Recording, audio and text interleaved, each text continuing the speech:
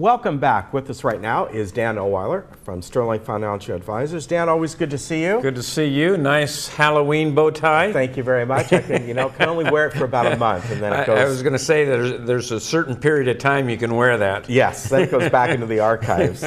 Like your Christmas ties, yeah. When you're. That's why they last so long. I don't wear them that often. I love what you sent me today, and the title of this article is The New Retirement, Forget About Being Rich, All We Want is Peace of Mind. And I know we both remember the mid-'80s where it was pretty much the opposite of that. Right. Right. Yeah. Well, it's not so much the mid-'80s even, in fact. Yeah. Prior to 2008 when we had the big meltdown, everybody just figured the market was just going to keep going up and up and up. And, it kind of brought a reality check back to people that maybe we need to refocus what we really want out of retirement.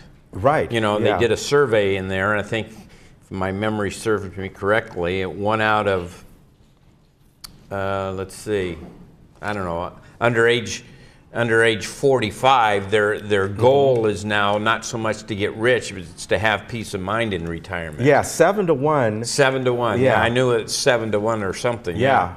Where years ago, 45, somebody who's 45, they're still looking to accumulate wealth. Let's build them, take as much risk as we can. And, But after the recession, they said there was two groups of people that were affected. One was kids who saw parents maybe lose their home or their life savings a lot. And then the boomers themselves realized, hey, it's not always the go-go years that are going to happen, and we really need to refocus what is it that we want to do. And they talk about they switched from accumulating assets to protecting their assets and having peace of mind and a secure income stream. Yeah, and I recall there were people back then, it was not uncommon for them to take a lot of equity out of their home. They may have even owned it free and clear and put it in the market. Oh yeah, yeah. And we all know what happened. Yeah.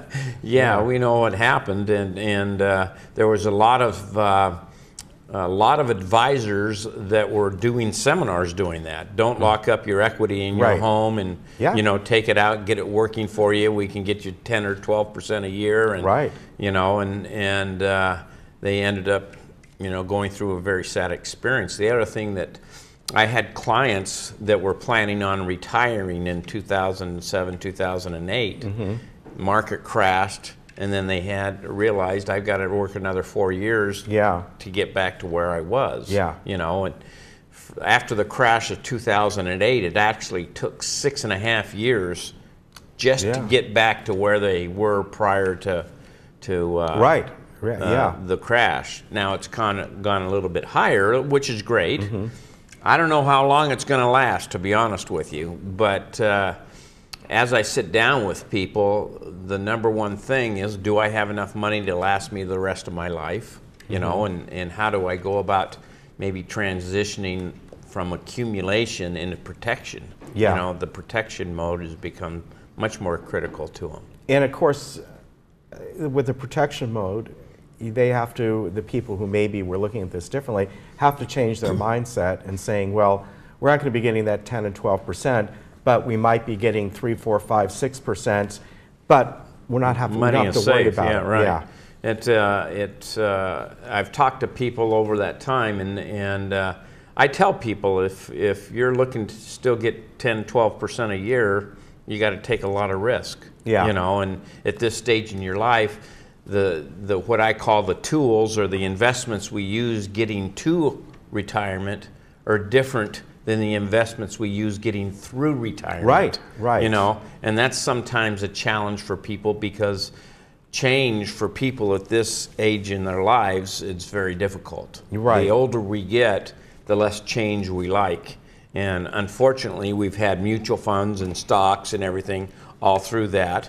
And your broker will probably say, well, we'll just shift you from stocks to bonds. Well, bonds aren't paying anything now, and if interest rates start to go back up, that's going to affect us. So there's a lot of things that impact us in regards to what is peace of mind to you versus somebody else. Yeah, you know, it's very true.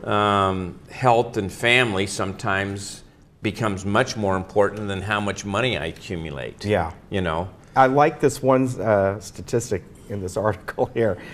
In the survey, 52% of parents say they expect to provide ongoing support for their adult children. Yeah. Now, we're not talking about adult children that are they're going to their first few years of college. No, That's they're different. talking about adult children 30 and years old. grandchildren, Yeah. you know,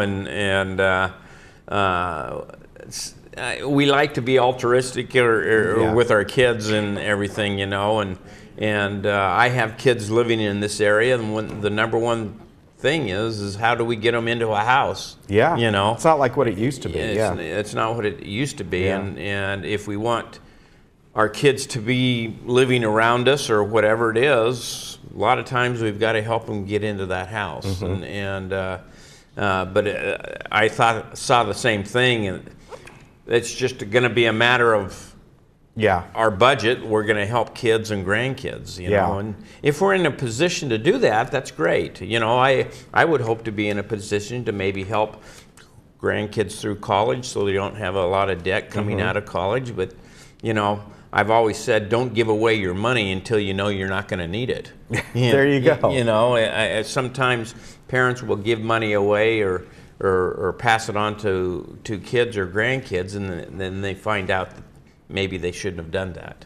Right. And, you know, along with this is more and more people looking at different type of annuities and things like that. Well, annuities is one of the tools that we can use. You know, that doesn't mean everything should be going into annuities. And there's different types of annuities you need to be aware of. I sat down with a prospect the other day that they came from one of our seminars, and they had a variable annuity, but they were paying 4.5% in fees every year. Wow. And it's, you know, that's, you know, you've got to do 4.5% just to break even. Right. You know, and so you got to be careful of the kind of annuities you get, and you know, making sure that it fits for what you're trying to do. But annuities can play a great role in providing that guaranteed income stream that they're looking for. And are there other investments people can go in to with their retirement money, so to speak, that maybe they don't want annuities or they want partial, other things that we actually have access to through our associations. We actually have access to institutional money managers. Okay. Not, you know, retail clients can't just walk in there. Right. But because of our associations with our money managers, we have access to institutional money managers.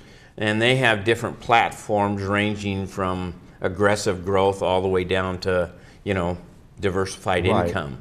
And so we can kind of customize a portfolio based upon the person's risk. Maybe a portion of it we do use annuities, but the other portion we want to keep liquid or whatever, we structure a managed portfolio that is customized to their needs, and it kind of balances that out.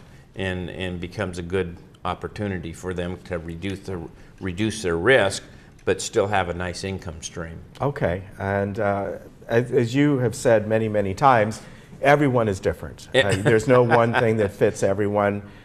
You can steer them in a few directions when they give you the parameters of what they want to accomplish. I will say everybody is different, but it's interesting when we do our seminars. We always pass out a little question sheet. You know, what would you like to talk about tonight in the seminar? Well, I would tell you 95% of the time, they're all the same questions. Do I have enough money? When should I start taking Social Security?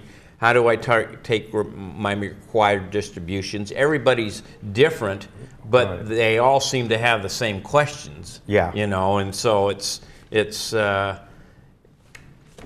we're answering the same questions, but people do have different values and different goals in retirement. Right. If you don't get the question how do I like my steak cooked, because he does these at Ruth Chris. So no, we don't get a question that, but it's interesting that they're all 95% of the questions are all within a matter of 4 or 5 questions. Yeah. You know, how do I keep my money safe and get a good return in retirement?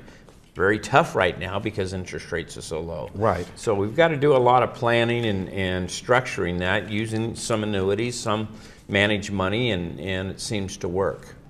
Yeah, and the way you tailor things to each individual, Yeah. or couple or whatever it might be. Well, we do maybe next time I come in, I can bring in our what we call our retirement weather report. We kind of forecast people's retirement over the next 30 years, kind of illustrating what their required distributions will be for retirement accounts, what kind of income can they expect to get, and we put this together for people to come in and visit with us, just to give us a foundation to build our relationship on. All right. Very good. Always good to see you. Good to see you. Hope you're going to stick around. How old's your daughter these days? My daughter will be 11 in a couple weeks. So she's right at that age where Halloween is still okay. It's still okay. Yes. Yeah. She still enjoys it. She still dresses up and all. Good. You can. I'm going through the next phase with grandkids. That's right true. Now, you know, so. And that you get to live that all over again. Right. Yeah, I do. I'll see if I get there one day. You can contact Dan at 949-859-8900, sterlingfa.com, and we'll let you know when he has more seminars available and open. Yeah, we're finishing up some, and we're all full right now, but probably after the first of the year we'll start them back all right, up. good to see you. Good Say to hi see to you, everyone. Ken. All right. We'll be right back. All right. You know what?